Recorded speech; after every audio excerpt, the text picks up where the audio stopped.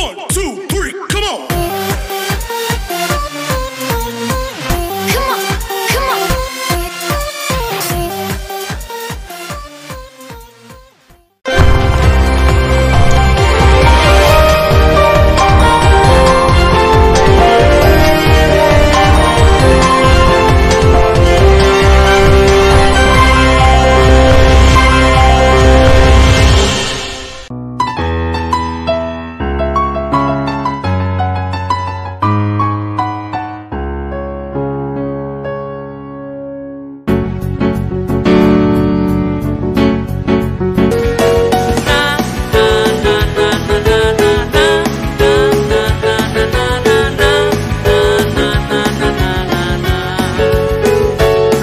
Kebersamaan insan radio dan TV nasional,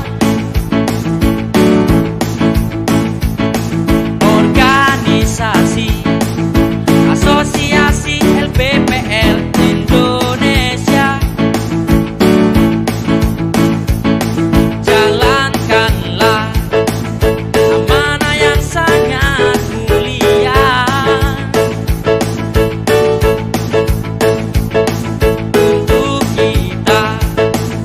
Jadikan radio dan TV semakin jaya.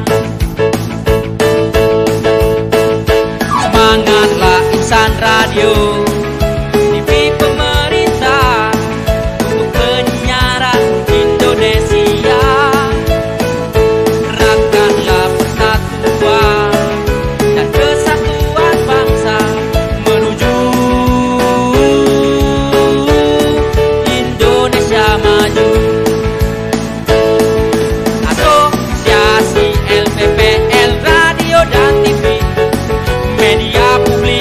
Pemersatu bangsa, asosiasi LPPL radio dan TV menuju Indonesia jaya.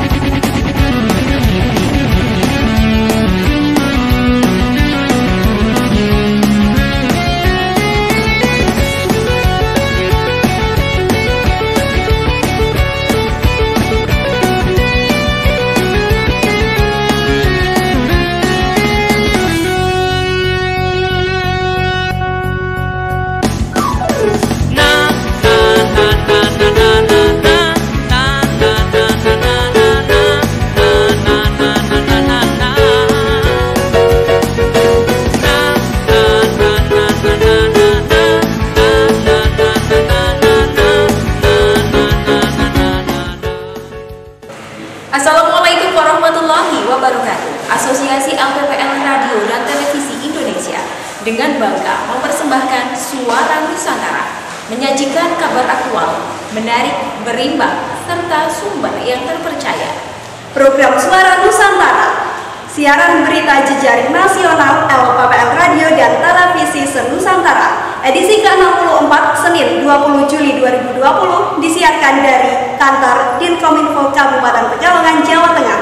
Saya Yuni Zahrana. Saya Lala Fadila. Inilah Suara Nusantara.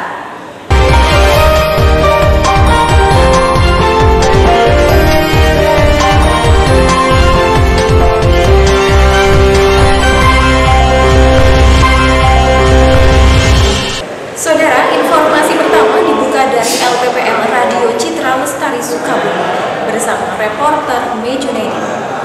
Sekretaris Daerah Kabupaten Sukabumi, Jawa Barat, Haji Yos Mantri melakukan monitoring penanganan COVID-19 menuju adaptasi kebiasaan baru atau AKB.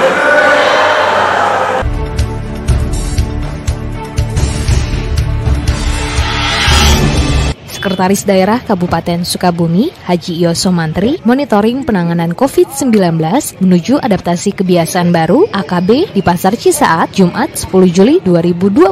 Adaptasi kebiasaan baru merupakan pola hidup disiplin dalam menerapkan protokol kesehatan untuk mencegah penyebaran virus corona. Sekda mengatakan bahwa kesiapan untuk memasuki era new normal, Kabupaten Sukabumi sudah melakukan 4 kali PSBB. Walau demikian, harus tetap melaksanakan protokoler kesehatan standar seperti memakai masker, jaga jarak, dan cuci tangan. Sekda minta AKB menjadi perilaku semua demi terciptanya kondisi yang aman dan bebas dari COVID-19. Kebiasaan hidup bersih dan sehat harus menjadi bagian kehidupan sehari-hari. Tetap harus jaga jarak, sering menggunakan masker, dan mencuci tangan dengan air yang mengalir. Jangan sampai nanti kita bergeser lagi kepada level sebelumnya. Kita harus tetap menjaga dari COVID-19 ini. Hadir dalam kegiatan tersebut Kadis DPK UKM, Kabag Tapem, Camat Cisaat, dan undangan lainnya. Demikian informasi disampaikan Dinas Komunikasi Informatika dan Persandian Kabupaten Sukabumi. Dari Sukabumi, Jawa Barat, Kami TV.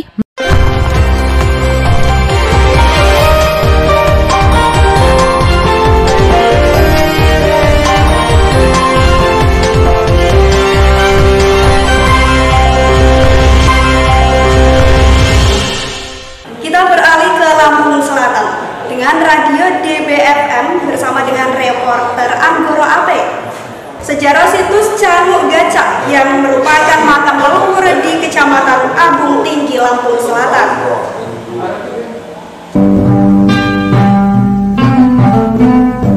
Sahabat TV, Lampung memiliki banyak sejarah yang bisa kita gali. Salah satunya adalah Canguk Gacak yang ada di Desa Sekipi, Kecamatan Abung Tinggi, Lampung Utara. Situs Canguk Gacak berada di tepi Wai Abung yang tidak bisa dilepaskan dari sejarah perjalanan masyarakat Lampung. Di luar perkiraan, jika ternyata perjalanan ke Canguk Gacak penuh perjuangan, betapa tidak, dari jalan lintas tengah Sumatera di wilayah Abung Kunang, Lampung Utara, kemudian kita menyusuri jalan berbatu lebih kurang 1 jam perjalanan, sampailah di Desa Sekipi, Kecamatan Abung Tinggi.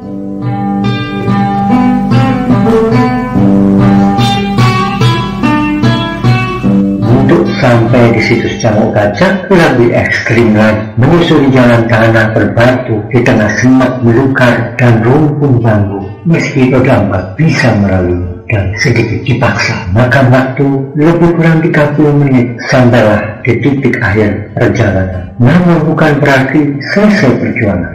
Dari sini kita masih harus berjalan kaki menuruni bukit, meski difasilitasi dengan alat tangga. Yang ada dalam pikiran saya waktu itu, bagaimana nanti pulangnya? Menaiki anak tangga dengan kemiringan hampir 45 derajat.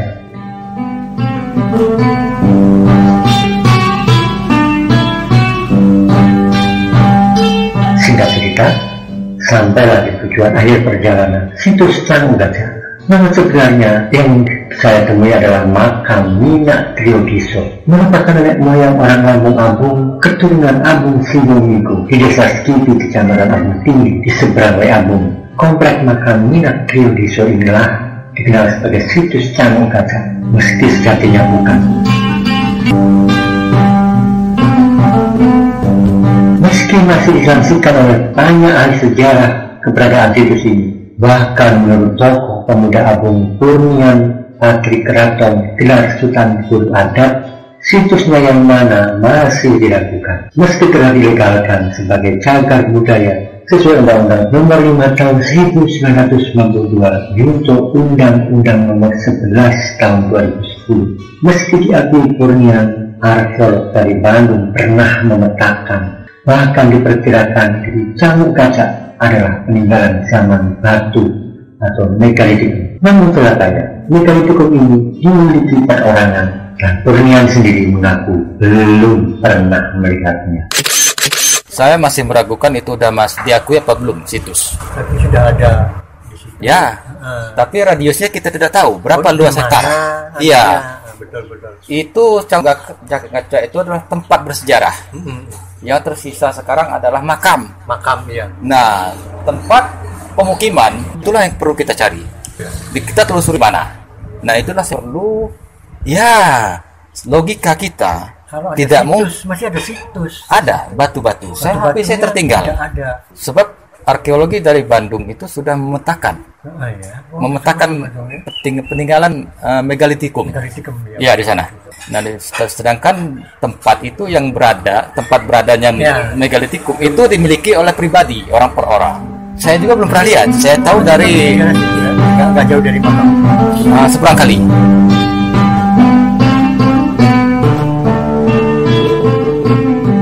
Masih menurut Kurnian, masyarakat Lampung Utara mula-mula bermukim di daerah skala mahal yang berada di sekitar Gunung Persagi hingga tepian Danau Rano, Kabupaten Lampung Barat.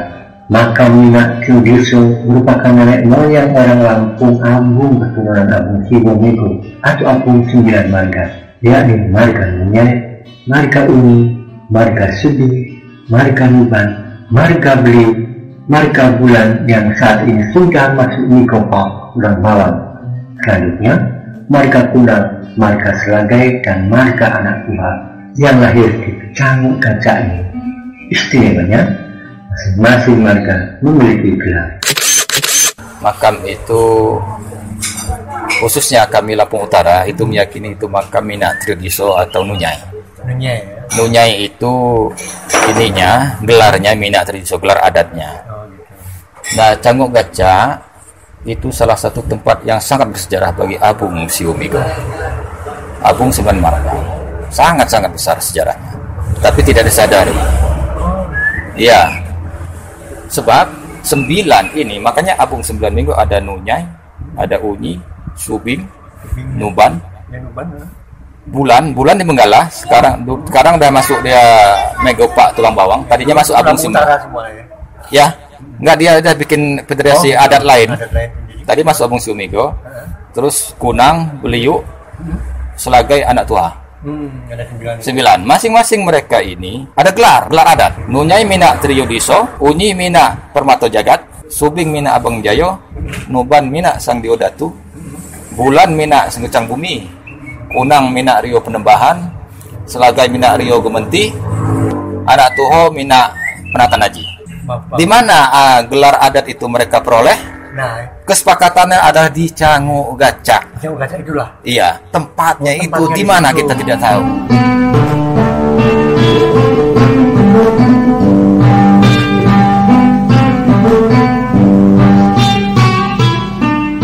Komplek makam Minak Triudiso ini dikenal sebagai situs Canguk Gajah. Pada saat-saat tertentu yang momentum, banyak orang berziarah di makam ini. Namun tidak buat Rusmiani warga Lampung Utara yang mengaku berziarah ke makam Minak Triudiso hanya menyampaikan niat saja sebagai keturunan kepada leluhurnya.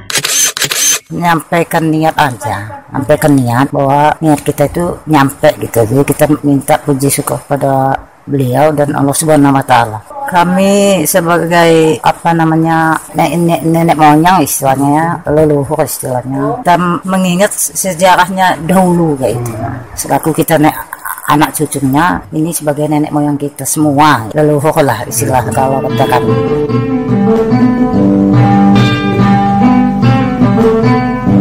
Saat ini Canguk Gajah merupakan situs bersejarah di Lampung Utara. Di bagian dalam lahan terdapat kompleks dolmen, batu melingkar, dan menhir terdiri 12 kelompok. Pada lahan yang berbeda di sebelah selatan sungai terdapat kompleks makam terdiri 2 kelompok. Kelompok makam pertama berada pada lahan di tepi sawah. Tokoh utama yang dimakamkan adalah Minak Raja Dilawu, berada di bagian paling timur. Di bagian paling barat terdapat makam Taksi Tuan Guru, yakni keturunan Minak Triudiso.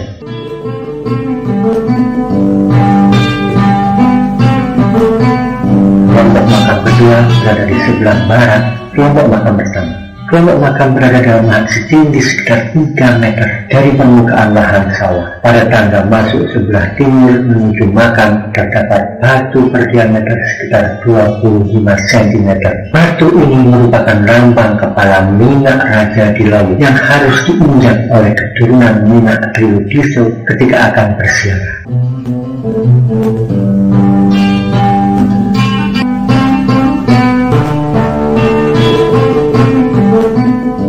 Saya Anwar Rahim Sampai jumpa.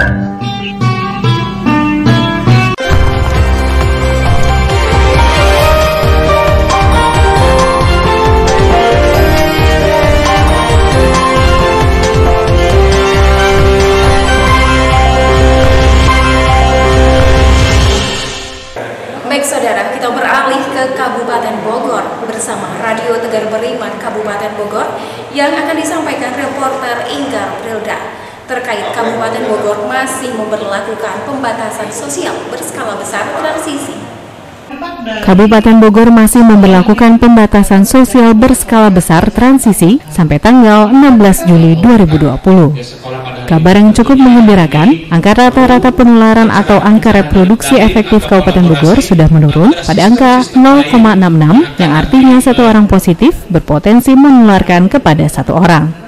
Bupati Bogor Ade Yasin mengatakan kepada masyarakat agar jangan lengah, tetap harus menerapkan pola hidup bersih sehat. Rajin mencuci tangan dengan sabun, memakai masker, dan mengupayakan jaga jarak sehingga kondisi ini akan terus membaik dari hari ke hari. Keselamatan, kesehatan dan keselamatan peserta didik, pendidik, tenaga pendidikan, keluarga dan masyarakat. Nah, ini adalah prinsip kebijakan gizi sehat untuk semua. Mengenai pendidikan di masa COVID-19 ini, Ade Yasin tetap berpatokan terhadap keputusan bersama Menteri Pendidikan dan Kebudayaan, Menteri Agama, Menteri Kesehatan dan Menteri Dalam Negeri Republik Indonesia. Prinsip kebijakan pendidikan di masa pandemi COVID-19 adalah kesehatan, keselamatan, peserta didik, tenaga pendidik, keluarga, dan masyarakat. Pihaknya juga sudah banyak bertukar pikiran dengan Kepala Dinas Pendidikan Kabupaten Bogor bahwa pendidikan penting, namun keselamatan semua juga penting. Dengan wilayah Kabupaten Bogor yang luas dan peserta didik, tenaga pendidik yang banyak, sehingga butuh terobosan dan inovasi di masa pandemi COVID-19 untuk bidang pendidikan. Inggar Prilda, Radio Tegar Beriman, melaporkan untuk Suara Nusantara.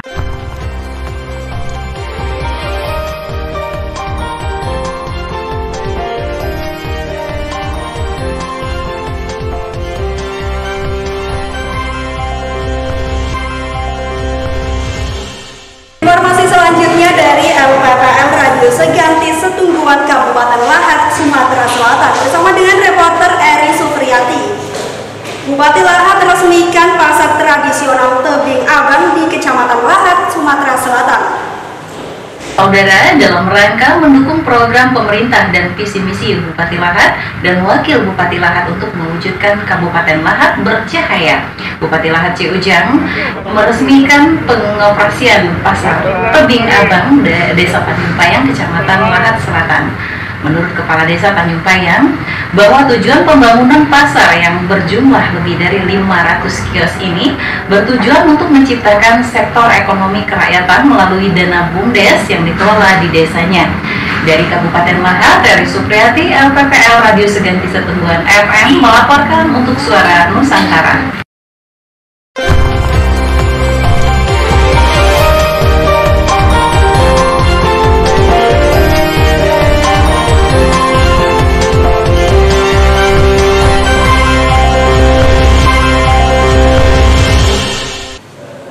Ya, Lala dan saudara, informasi untuk Anda kali ini datang dari Radio Suara Muara Enim bersama reporter Mardiana.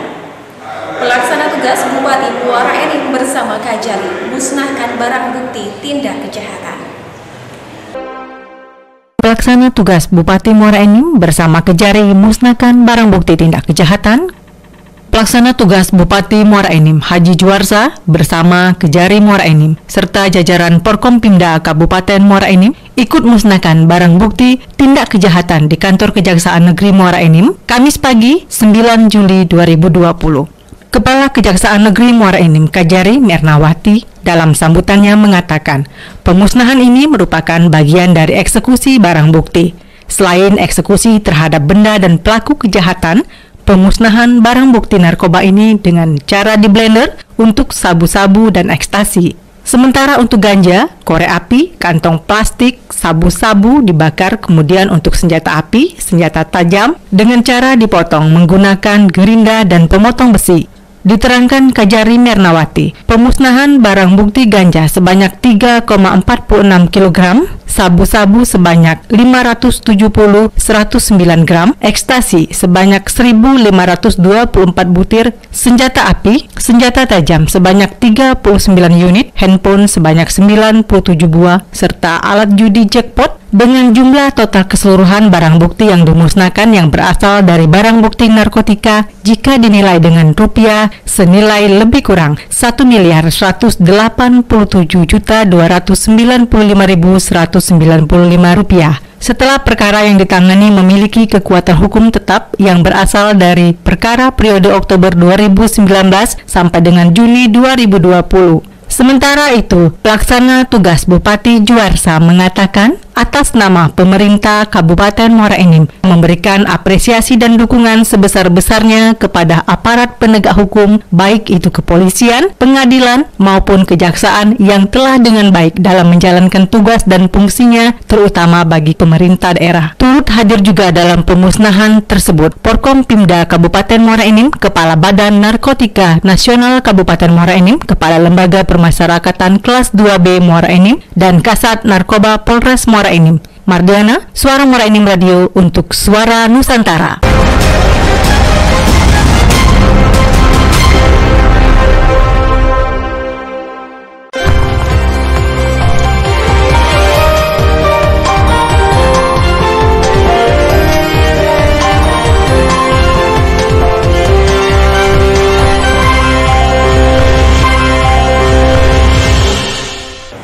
Baik Yuni dan juga saudara, kita beralih ke LPPM Radio Besema FM bersama dengan reporter Meriani. Wali Kota Pagar Alam Alfian Maskoni membuka pelatihan kepemimpinan pengawasan angkatan keempat pemerintah Kota Pagar Alam.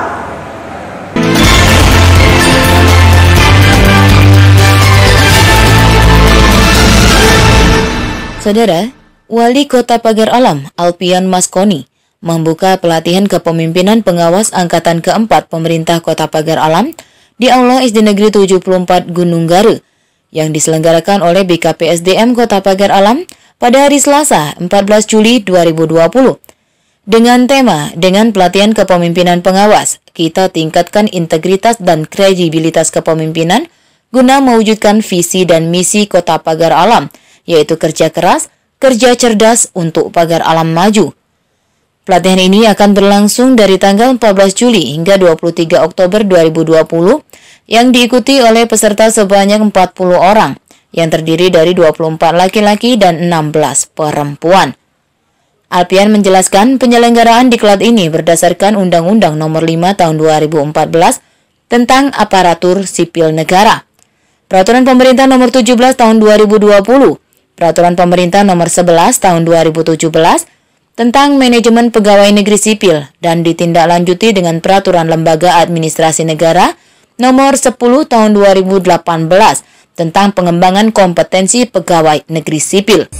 Pengembangan kompetensi pada pegawai negeri sipil meliputi pengembangan kompetensi teknis, pengembangan kompetensi manajerial, dan pengembangan kompetensi sosial. Berdasarkan Peraturan Lembaga Administrasi Negara Nomor 15 Tahun 2019 tentang pelatihan kepemimpinan pengawas, pelatihan manajerial eselon 4 berubah nama dari pendidikan dan pelatihan kepemimpinan eselon 4 menjadi pelatihan pengawas. Saat ini berbagai macam kebutuhan manusia telah banyak menerapkan hubungan internet dan dunia digital sebagai wahana interaksi. Dari Kota Pagar Alam, Sumatera Selatan, Meriani, LPPL Radio Besema FM, melaporkan untuk Suara Nusantara.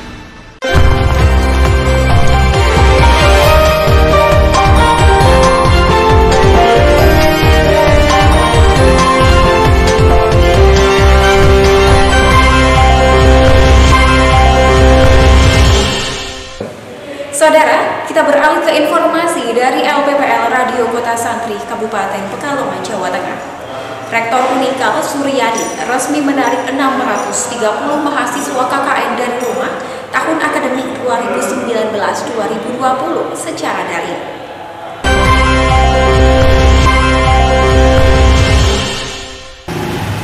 Rektor Universitas Pekalongan Suryani resmi menarik 630 mahasiswa KKN dari rumah tahun akademik 2019-2020 secara daring dari Gedung F Kampus Universitas Pekalongan Rabu 15 Juli 2020. Penarikan mahasiswa kuliah kerja nyata dari rumah atau KKNDR ini dihadiri oleh jajaran pimpinan akademik Universitas Pekalongan, Ketua LPPM dan Ketua Panitia KKN dari rumah yang digelar untuk pertama kalinya ini. Dalam laporannya, Ketua Panitia KKN Siki Taruna menjelaskan, selama 3 pekan menjalankan kuliah kerja nyata dari rumah atau KKNDR, dengan pendekatan individual ini, segenap mahasiswa harus menyelesaikan 9 tugas pokok yang menyasar lingkungan tempat tinggalnya masing-masing.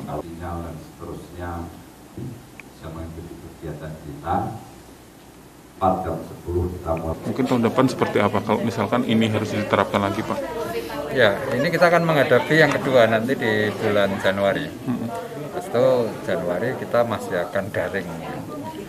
Dan beberapa hal yang tadi dikeluhkan para mahasiswa itu nanti kita atasi. Salah satunya tadi kalau satu dosen membimbing 70 itu kan sebenarnya nggak normal itu, Pak. Kan nanti kita akan coba perbesar dosen pembimbingnya, DPL-nya, supaya masing-masing dosen itu ya maksimal 30 lah. Itu akan lebih baik sehingga interaksinya akan lebih intens. Dan mahasiswa yang mengalami kesulitan bisa langsung berkomunikasi secara daring, per kelompok juga bisa, individual juga bisa. Hal senada juga disampaikan Ketua LPPM Universitas Pekalongan, Dr. Mahirun, yang sudah mempersiapkan untuk KKNDR tahap kedua yang akan dilaksanakan pada bulan Januari 2021 agar lebih baik lagi dari kuliah kerja nyata dari rumah yang direalisasikan tahun akademik 2019-2020 ini. Terkadang kan DPL tidak hanya mengurus KKN, berorganisasi. Kemudian kesannya dan teman-teman dari mahasiswa peserta KKN encourage mahasiswa 79 mahasiswa Ini efisiensinya untuk teman-teman seperti apa, Pak, yang mengikuti, Mbak? Oke, kalau kita bicara efisiensi sebenarnya kita berusaha untuk mencari solusi terbaik gitu ya, karena biasanya kita 4 atau sampai 5 minggu, di masa pandemi ini kita memang cuma 3 minggu karena kami memang dibatasi oleh protokol kesehatan yang ada di Unika. Sehingga kalau efisien ya harap sebenarnya agak beda gitu ya, karena memang kondisinya berbeda. Efektif, tapi dari sisi efisiensi saya pikir ini jalan terbaik itu aja. Jadi tolak ukurnya adalah solusi bagaimana ini bisa terlaksana dan semua pihak bisa aktivitasnya bisa jalan. Saya kira begitu. Untuk menanggapi tadi, Pak, keluh kesah mahasiswa sendiri, Bapak. Tadi seperti apa? Iya, kami sadari gitu ya, karena memang ada beberapa hal, karena pelaksanaan pembekalan kan juga model daring gitu ya, sehingga kami juga menyadari bahwa ini belum terlalu optimal. Tapi ini ada evaluasi dan alhamdulillah karena ada feedback dari mahasiswa, sehingga nanti kedepannya kita bisa mengoptimalkan kegiatan pembekalan. Dari pembekalan itu kita persiapkan sedemikian rupa sehingga nanti untuk pelaksanaan programnya mahasiswa bisa diharapkan bisa lebih baik lagi lah dari yang sudah ada sekarang ini.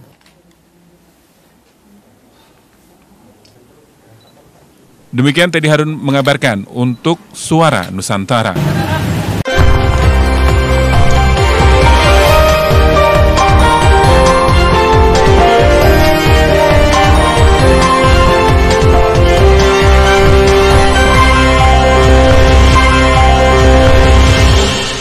Ya, informasi selanjutnya datang dari LPPL Radio Abirawa FM Kabupaten Batang, Jawa Tengah. Sejumlah sekolah SMP di Kabupaten Batang kekurangan siswa. Sebanyak 18 sekolah menengah pertama negeri di Kabupaten Batang mengalami kekurangan peserta didik, termasuk di SMP Negeri 2 Wonotunggal, Kabupaten Batang. Oleh karena itu, Dinas Pendidikan dan Kebudayaan Kabupaten Batang memberikan izin kepada sekolah untuk membuka pendaftaran peserta didik baru gelombang kedua secara offline yang dilaksanakan mulai 13 hingga 18 Juli 2020. Dijelaskan, penyebab kekurangan peserta didik di SMP Negeri 2 Wonotunggal salah satunya dikarenakan banyaknya peserta didik yang lebih memilih sekolah lain. Jumlah siswa di sekitar sini memang segitu, Pak. SD yang masuk ke sini itu mungkin hanya 6. Mulai gelombang kedua itu setelah berakhirnya daftar ulang. Harapan saya mudah-mudahan setelah Dinas Pendidikan memberikan izin untuk penerimaan peserta didik baru tahap kedua, harapannya tercukupi.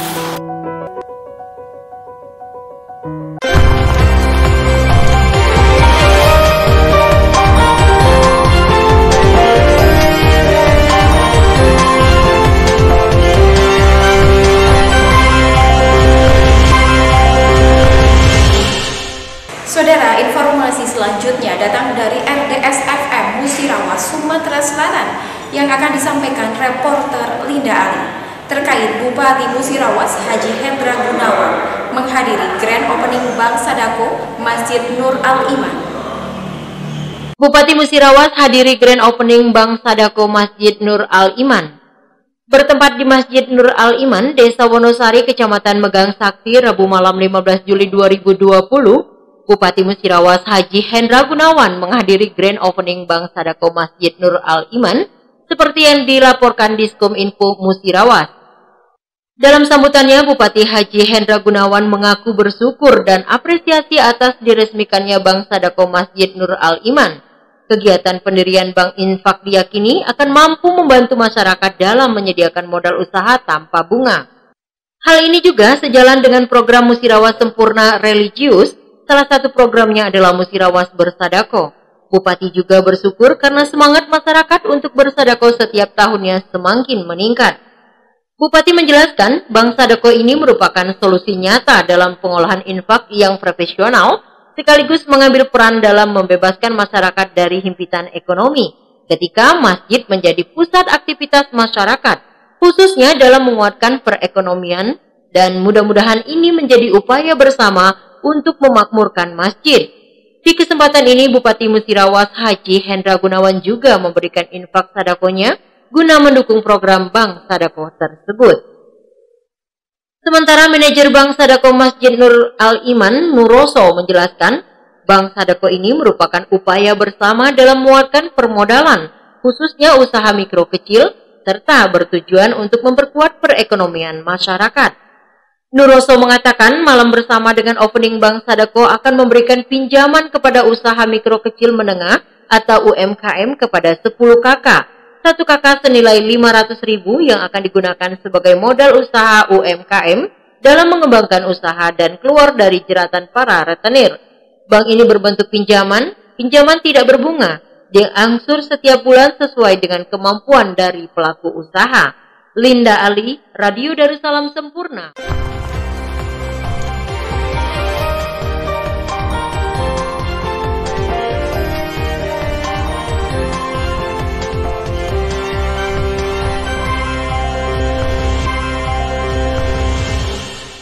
Informasi selanjutnya dari LPPL Radio Kemampungan FM bersama dengan reporter Nindya Safitri. Bupati dan Wakil Bupati Bungo menghadiri acara peresmian gelar adat Riau dan juga pelantikan tim penggerak PKK Kabupaten Bungo pada Rabu 15 Juli 2020. Mitra Muda, pada Rabu 15 Juli 2020, Bupati Bungo Haji Masuri bersama Wakil Bupati Bungo Safrudin Dwi Aprianto menghadiri pengukuhan gelar adat Riau dan pelantikan Ketua Tim TP PKK Dusun di Kabupaten Bungo. Selain Bupati dan Wakil Bupati, juga hadir Sekda, Asisten, Staf Ahli Bupati, Kepala OPD di lingkup Pemkab Bungo, dan juga dihadiri oleh Ketua Tim Penggerak PKK Kabupaten Bungo, Ketua Dharma Wanita Kabupaten Bungo, para Datuk Rio, unsur Frokopincam Kecamatan Pelepat Ilir, serta Camat Pelepat Ilir. Dalam pengukuhan gelar adat Riau dan pelantikan Ketua Tim TP PKK Dusun di Kecamatan Pelepat Ilir berjumlah 10 dusun, yaitu Dusun Koto Jayo, Dusun Purwosari, Dusun Lembah Kuamang, Dusun Sumber Mulia, Dusun Tirta Mulia, Dusun Lingga Kuamang, Dusun Kuning Gading, Dusun Kuamang Jaya, Dusun Karya Harapan Mukti, dan Dusun Padang Palangeh. Bupati juga berharap nantinya para Rio yang baru dilantik dapat memberikan pelayanan kepada masyarakat dengan penuh tanggung jawab sebagai wujud implementasi atas tugas yang tercantum dalam undang-undang dan peraturan daerah tentang pemerintah desa. Bupati juga menambahkan, TPPKK Dusun jangan dianggap sebagai pelengkap struktur organisasi, melainkan bahwa TPPKK memiliki peran penting dalam pembangunan di dusun yang membantu pemerintah dusun dan meningkatkan kesejahteraan lahir dan batin, serta mempunyai peran menumbuhkan potensi dan peran perempuan dalam meningkatkan pendapatan keluarga. Saya Nindya Sapitri melaporkan langsung dari Radio Gema Bungo FM.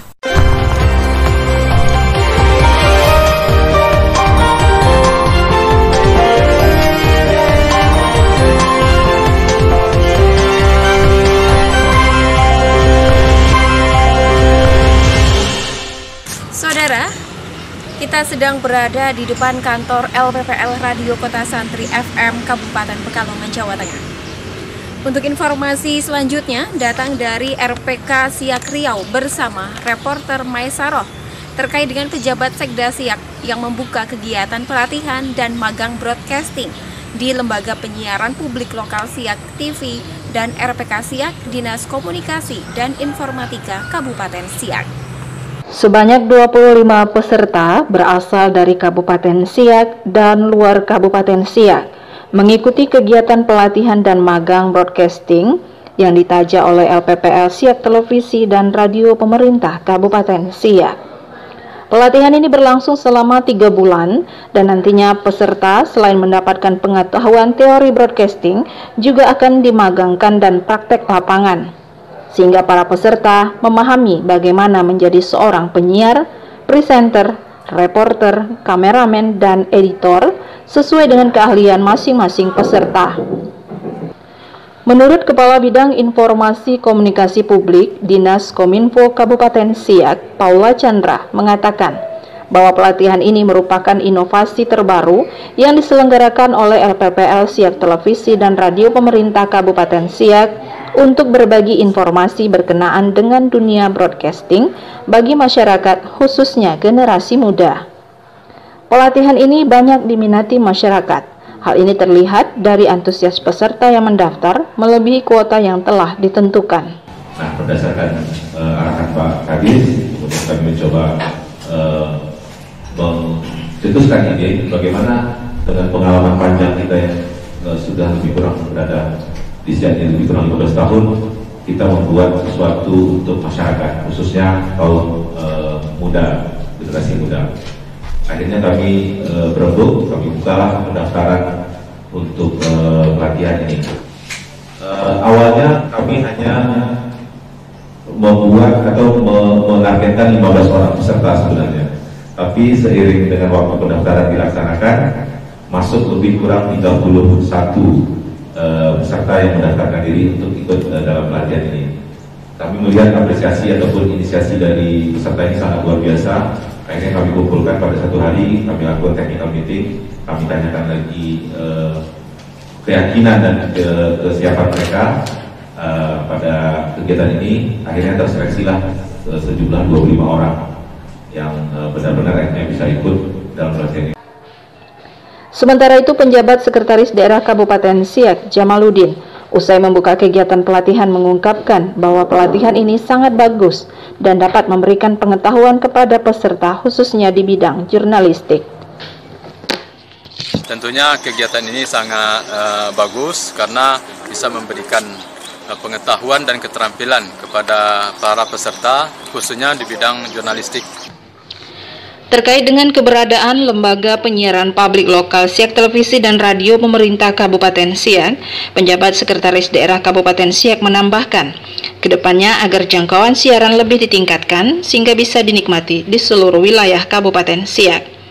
Jadi Siak TV dan Radio Pemda Kabupaten Siak ini sekarang memang sudah jalan, ya, tapi memang perlu ditingkatkan, ya, karena memang tadi seperti yang saya sampaikan jangkauan dari Siak TV itu masih terbatas dan ini perlu dikembangkan sehingga bisa dinikmati dan dirasakan oleh seluruh lapisan masyarakat termasuk di pelosok-pelosok sana. Nah, ini yang perlu kita tingkatkan bersama-sama untuk masa yang akan datang. Reporter Maisaroh, kameramen Eko Triyono melaporkan.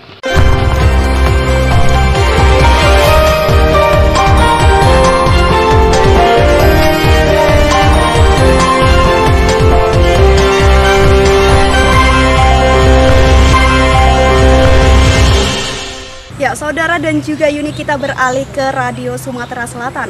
Gubernur Sumatera Selatan mengikuti launching dengan hashtag Terus Usaha yang dibuat oleh Grab demi mendukung UMKM di era new normal. Selengkapnya bersama dengan reporter Ari Tamin.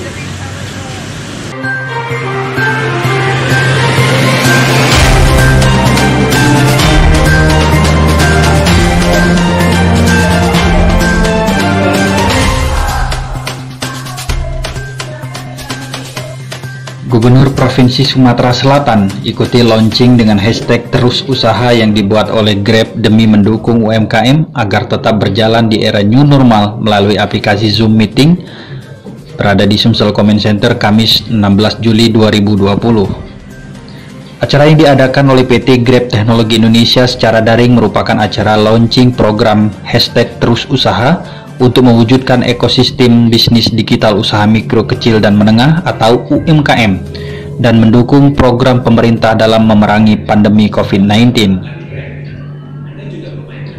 Gubernur Sumatera Selatan Haji Hermanderu diwakili oleh Kepala Dinas Koperasi Usaha Kecil Menengah Provinsi Sumatera Selatan, Dr. Anda Haja Musiawati, dalam sambutannya mengatakan bahwa UMKM adalah sektor penting dalam perekonomian Indonesia, khususnya Sumatera Selatan. Oleh sebab itu, di tengah pandemi COVID-19 di era new normal ini, maka sangat dibutuhkan inovasi kreatif dan mendukung UMKM untuk tetap berjalan.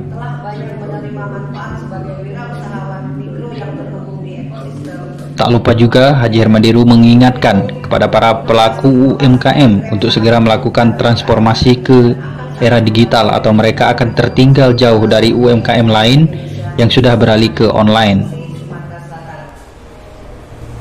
UMKM yang merupakan tulang punggung dari perekonomian Indonesia akan tetapi sebagian besar masih offline. Oleh karena itu, para pelaku UMKM ini harus segera melakukan transformasi digital untuk segera mengejar sistem yang dari offline menjadi online.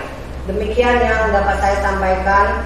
Kami ucapkan sekali lagi terima kasih kepada semua pihak yang telah membantu, terutama Grab Indonesia atas kontribusinya dalam mengembangkan UMKM melalui programnya untuk membantu percepatan transformasi digital para UMKM di Indonesia. Demikian pada Bapak Wali Kota Palembang juga dan seluruh unsur yang terkait kami ucapkan terima kasih. Sekian, wabillahi taufiq wal hidayah. Wassalamualaikum warahmatullahi wabarakatuh. Gubernur Sumatera Selatan Haji Hermanderu. Waalaikumsalam warahmatullahi wabarakatuh. Terima kasih Ibu Dr. Anda Haja Musiawati MM. Ibu mohon berkenan Bu untuk dapat mewakili Pak Gubernur. Aritamin Radio Sumsel melaporkan.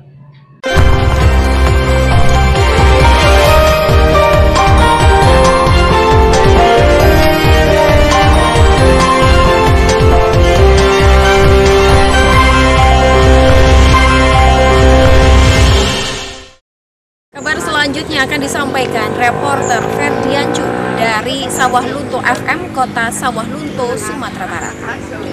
Terkait dengan belajar di sekolah dengan protokol kesehatan yang dimulai untuk SLTA dan SLTP di Sawah Lunto. Sekolah lanjutan tingkat atas SLTA dan sekolah lanjutan tingkat pertama SLTP sederajat di Sawah Lunto mulai kembali melaksanakan kegiatan belajar mengajar tatap muka di sekolah dengan kewajiban menjalankan protokol kesehatan diselenggarakan sejak Senin 13 Juli 2020 lalu.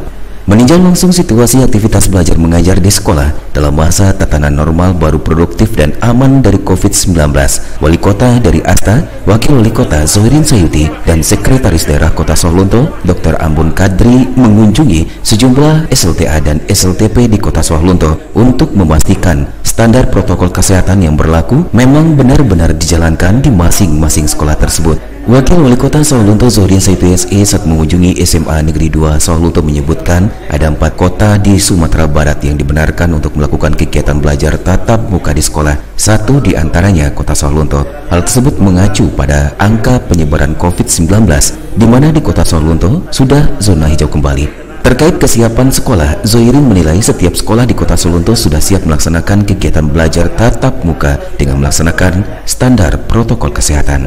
Kalau kita lihat sekolah-sekolah sudah siap, bahkan SMA 2 ini lebih siap lagi.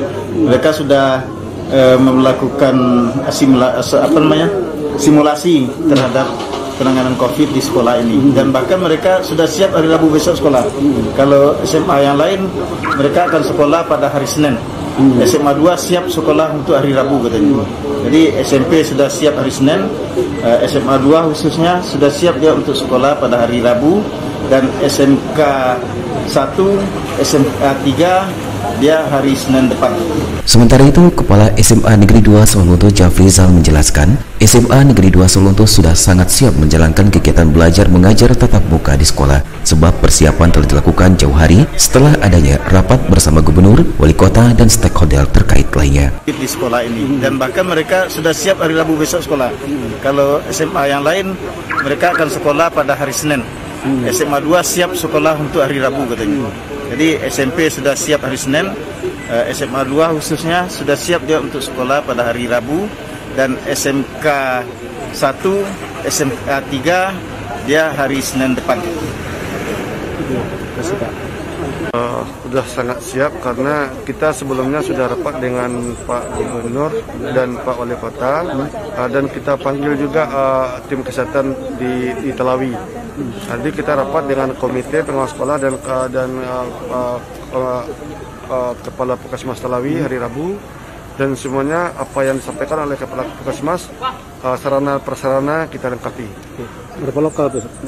Kita semuanya 15 lokal, dan pembelajarannya kita buat pagi semuanya, tapi berganti absen siswa kelas atas dan siswa kelas bawah. Jumlah murid jumlah siswa kita semuanya 450, paginya 225, siangnya 225.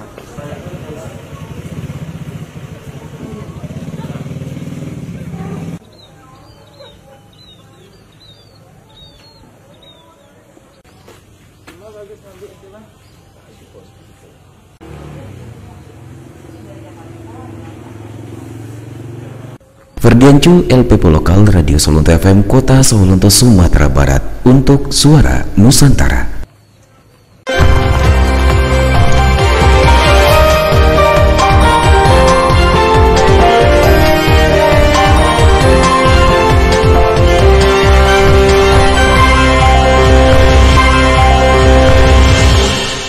Ya, kita beralih ke Radio Banyuasin, Sumatera Selatan. Gubernur Sumatera Selatan Hermandru mengapresiasi capaian pembangunan 7 program unggulan Banyuasin.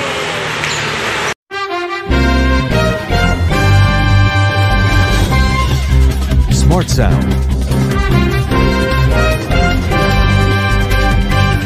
SB Radio, the best music. SB Radio.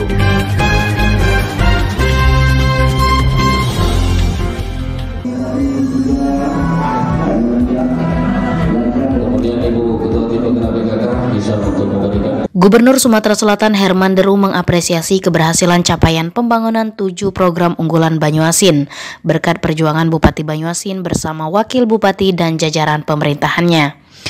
Poin penting tersebut disampaikan Hermandru saat mengikuti peringatan Hari Jadi Kabupaten Banyuasin ke-18 tahun 2020 secara virtual melalui aplikasi Zoom dari Geria Agung Palembang Jumat 3 Juli 2020 kemarin. Menurut Hermandru, berjuang memang tidak perlu nampak, namun hasilnya yang harus terlihat.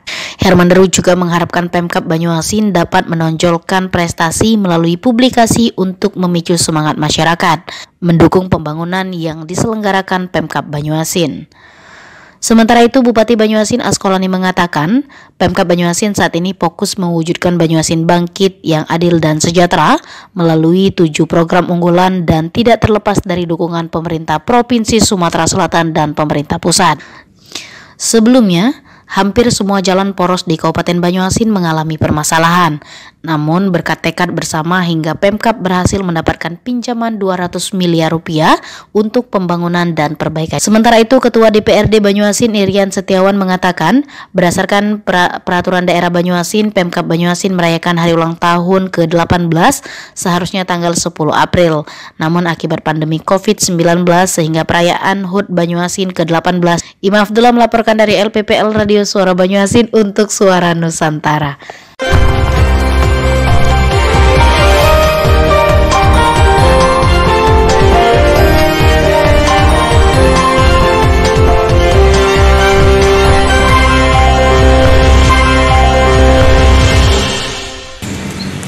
Action.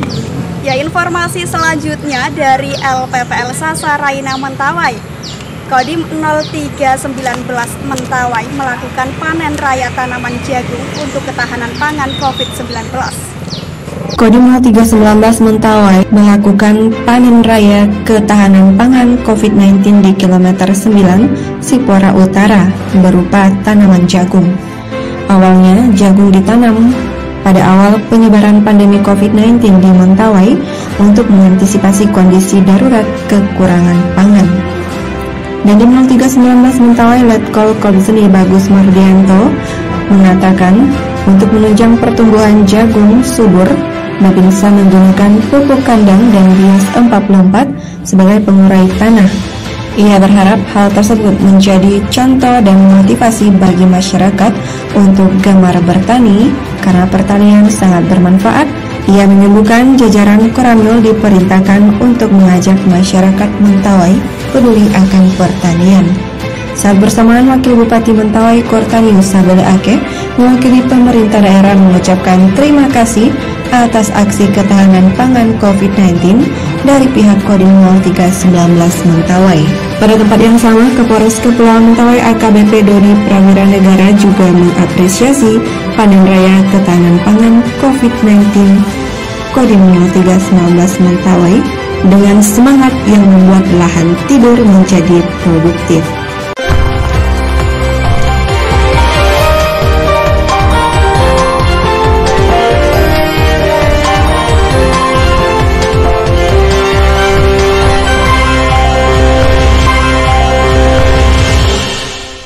Saudara, Suara Nusantara episode ke-64 akan ditutup dari Radio Kota Santri Kabupaten Pekalongan, Jawa Tengah bersama reporter Teddy Harun. Bupati Pekalongan Asif Holbihi melaunching UMKM Center untuk meningkatkan kondisi ekonomi di masa pandemi Corona. Di saat pandemi COVID-19 seperti saat ini, pemerintah Kabupaten Pekalongan sedang berusaha menumbuhkan secara masif pusat pertumbuhan ekonomi baru. Titik-titik pertumbuhan ekonomi ini nantinya akan menjadi daya patik atau trigger dari pertumbuhan ekonomi secara regional di Jawa Tengah. Demikian yang disampaikan Bupati Pekalongan Asif Holbihi pada hari Kamis pagi saat membuka secara resmi gedung UMKM Center Jambi Rogo dan Rumah Kreatif BUMN BRI yang berada di Desa Madukaran, Kecamatan Wonopringgo, Kabupaten Pekalongan. Bupati mengatakan dalam suasana pandemi COVID-19 ini, ikhtiar untuk menguatkan ekonomi menjadi tugas yang tidak kalah penting, selain juga menjaga kesehatan. Penanganan kuratif, preventif, dan promotif di aspek kesehatan dibarengi dengan penggeliatnya kerja keras pemberdayaan di bidang ekonomi. Seperti yang dilakukan sekarang ini, yakni membuka klaster ekonomi kita untuk supaya sehat. Ada klaster makanan, ada klaster batik, ada klaster jamu, dan klaster-klaster yang lain. Kemudian ini juga ada rumah kreatif BUMN yang diinisiasi oleh BRI cabang Pekalongan. Ini nanti yang fungsi utamanya adalah fungsi pemberdayaan, kemudian juga fasilitasi. CSR yang akan diberikan tentu nanti akan diberikan secara penuh ya, kepada para pelaku UMKM yang menjadi binaannya. Selama ini BRI sudah membina banyak sekali ribuan UMKM yang ada di Pekalongan. Oleh karena itu pemerintah memfasilitasi sebuah ruangan ini ya untuk dijadikan rumah kreasi. Mudah-mudahan bisa menambah daya saing sekaligus bisa memberdayakan UMKM kita itu agar dulunya yang pemasarannya offline kita naikkan menjadi online. Yang sudah online pemasarannya belum luas atau belum menjangkau kemana-mana juga akan kita ajari nanti di rumah ini menjadi para pelaku-pelaku pasar online yang handal ya, termasuk bagaimana kita nanti menjalin kerjasama dengan para pelaku startupnya ya, kayak yang sudah terkenal itu. Ini yang menjadi tantangan kita semua. Prinsip kami berterima kasih kepada BRI cabang Kabupaten Pekalongan dan kepada seluruh warga masyarakat Kabupaten Pekalongan. Ayo kita ramaikan UMKM ini sebagai bentuk ketahanan pangan kita dan kecintaan terhadap produk dalam negeri kita di tengah-tengah situasi pandemi COVID-19. Membeli produk sendiri adalah pilihan bijak, adalah pilihan yang sangat dibutuhkan oleh kita semua, karena siapapun membutuhkan kerjasama yang baik, gotong royong yang baik untuk bersama-sama keluar dari krisis ini. Pak, total keseluruhan UMKM di Pekalongan ada berapa? 44.000. Orang percaya dihitung dewe. Pak, dengan adanya pelatihan gitu Pak, UMKM Pak, ada pelatihan nantinya kan ada pelatihan. Iya, nah, itu tujuannya tadi meningkatkan. Pertama adalah dari aspek legalitasnya akan kita benahi, dari PRT-nya, dari sertifikat halal, terus standar kualitinya kita benahi. Yang kedua tadi bagaimana menjangkau pemasaran agar lebih luas lagi. Jadi produknya terkontrol, pemasarannya juga dibantu. Sementara itu Kepala Dinas Perindak UMKM Puri Budi Rianti mengungkapkan gedung UMKM Center mulai dibangun sejak tahun 2018 dengan total anggaran 7 miliar rupiah. Gedung A dan C dipergunakan untuk pusat promosi transaksi bisnis produk unggulan, diutamakan untuk menampung segala inovasi, kreasi, dan talenta UMKM Kabupaten Pekalongan yang layak dijadikan keunggulan kompetitif seperti klaster batik, jeans, fashion, pertanian, kopi, kuliner, herbal, ikan hias, wedding organizer, dan sebagainya. Demikian Teddy Harun mengabarkan untuk Suara Nusantara.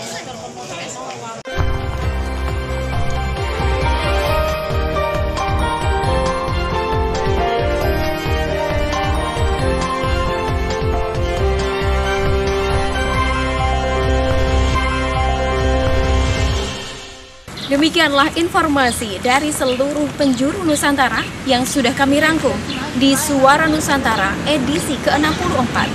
Saya Lala Fadila. Saya Yuni Sarana. Kami berdua pamit undur diri. Wassalamualaikum warahmatullahi wabarakatuh.